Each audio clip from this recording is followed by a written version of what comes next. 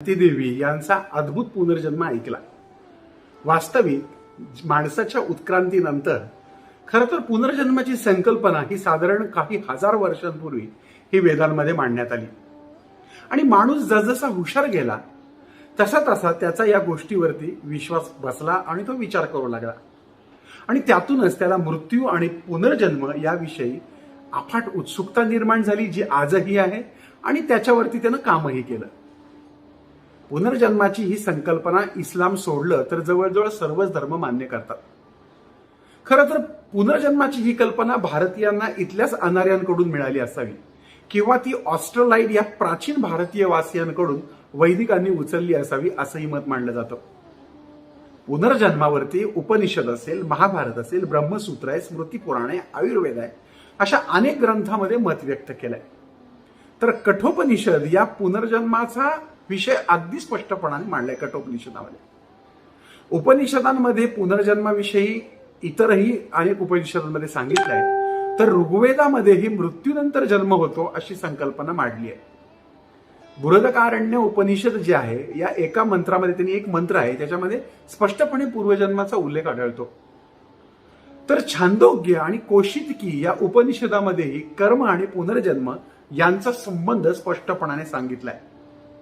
गीतेमध्ये पुनर्जन्माचा सिद्धांत तर परमेश्वरांनी सांगितलाय आणि त्यामध्ये स्पष्ट म्हणलंय की वासांसी जीर्णानि यथा विहाय, म्हणजे देहधारी आत्मा आपलं जीर्ण वस्त्र टाकून दुसरं वस्त्र धारण करतो। बौद्ध तत्वज्ञानामध्ये देखील पुनर्जन्म सांगितला आहे। बौद्ध धर्मीय म्हटले जातात की रूप, वेदना, संज्ञा, संस्कार आणि विज्ञान हे शरीराचे 5 स्कंद आहेत, म्हणजे घटक आहेत। हे घटक वासनायुक्त असले म्हणजे त्यांना उपादान स्कंद म्हणतात आणि या उपादान स्कंदायोगे माणसाचा पुनर्जन्म होतो। जैन तत्वज्ञानामध्ये मुद्गल ही संज्ञा आहे।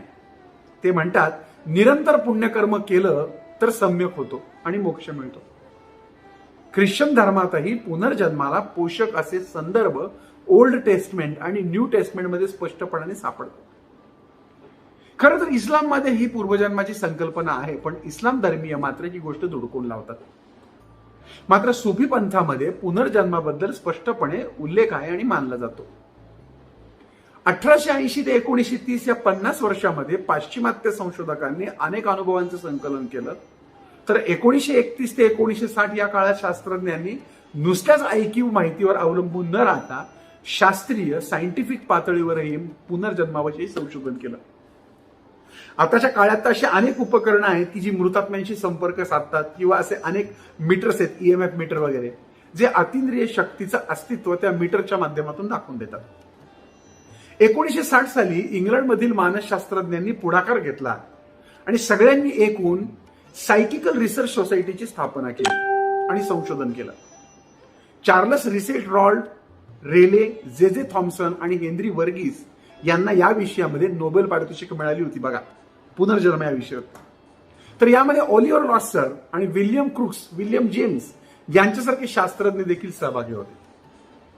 या शास्त्रज्ञांनी पुनर्जन्म आणि आत्मा या विषयावरती इतकं संशोधन केलं आणि संशोधन करताना त्यांच्या हाताशी खूप साऱ्या गोष्टी लागल्या। त्यांनी अनेक रुग्णालयांमध्ये जाऊन मरणोन्मुख रोग्यांचे अनुभव संकलित केले, अनेक पुनर्जन्म झालेल्या व्यक्तींना भेटून त्यांचे अनुभव गोळा केले आणि त्यांच्या शहानिशा केल्या।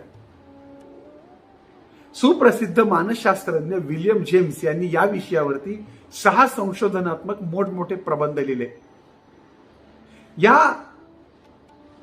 त्यातल्या एका ग्रंथामध्ये भारतातल्या पुनर्जन्माच्या एकूण 10 घटनांच्या चिकित्सा केल्या आहेत, ज्यामध्ये आपण मागे पाहिलेली जी घटना आहे शांती देवी हिचा देखील समावेश आहे। स्टीव्हन्सन नावाच्या शास्त्रज्ञांनी तर जवळजवळ 20,000 लोकांच्या गाठीभेटी घेऊन 20,000 पुनर्जन्म झालेल्या व्यक्तींचे अनुभव आयुष्यभर गोळा केले आणि त्यातल्या फक्त 20 विश्वासार्ह व्यक्ती निवडल्या की ज्या पुनर्जन्माच्या खूप जवळ जाणाऱ्या त्या घटना होत्या। त्यातल्या 7 व्यक्ती या भारतातल्या होत्या, 3 श्रीलंकेतल्या होत्या, 2 ब्राझील मधल्या होत्या, 7 अलास्का मधल्या होत्या आणि 1 लंडन मधली होती। पुनर्जन्माबाबतीत जे संशोधन झालं त्यामध्ये प्रामुख्याने काही गोष्टी आढळून आल्या, त्या म्हणजे वयाच्या 2ऱ्या किंवा 3ऱ्या वर्षापासूनच अनेक मंडळींना आपल्या पूर्वजन्मातल्या घटना या स्पष्टपणे आठवतात। पण जसजसं वय होईल तसतसं किंवा तरुण होईल तसतसं या आठवणी विरळ होऊ लागतात आणि पुढच्या काळामध्ये त्या फक्त स्मृतीत न राहता ऐन तारुण्यात अचानक पूर्वजन्माच्या आठवणी सांगणाऱ्या अनेक व्यक्तींच्या विलक्षण हकीकती सुद्धा ह्या सोल्जर यांनी आपल्या ग्रंथात लिहिल्या आहेत. म्हणजे न विसरता पुढे आठवलेल्या, म्हणजे तरुण वयात आठवलेल्या घटना.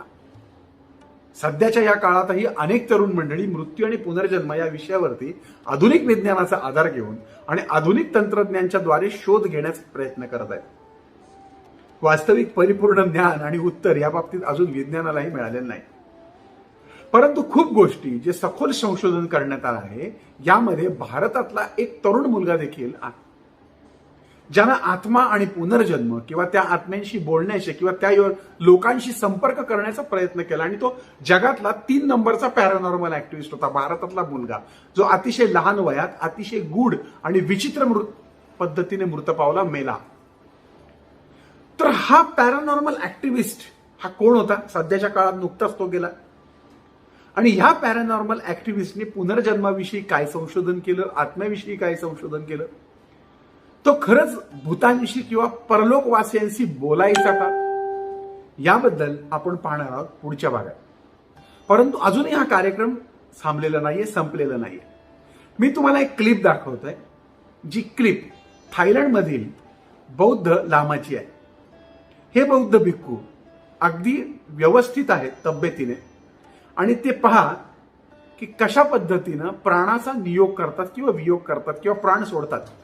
जसं आपण एखादा कपडा काढून बाजूला टाकतो त्या पद्धतीने योगाच्या द्वारे आपलं जीर्ण शरीर किंवा आपलं शरीर सोडून पुन्हा जन्म घेण्याचं किंवा मोक्ष माहित नाही काय, परंतु मृत्यू इतक्या शांत पद्धतीने स्वतःच्या मनाने कसा येऊ शकतो?